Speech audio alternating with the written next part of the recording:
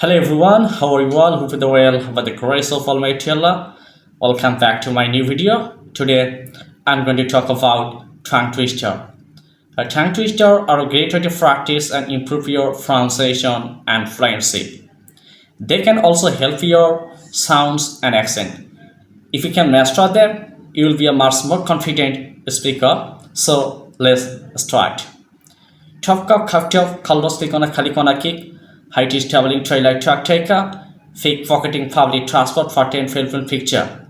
Take the total to the tea garden to take the tasty of every teaspoon of tea time. Canadian Coffee House, KFC campaign for chocolate cake in Cambodia. Campaign cash is the concentration of Cambodia. Papa, please pay the favor of friend, favor and friends to the favor house. Julie and Julia joined in gymnasia in January to the jogging. Vavu and Biti bought the big basketball in the water party.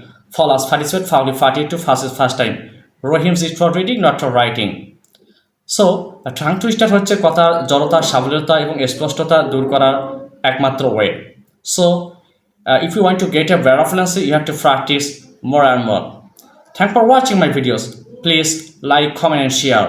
See you next time.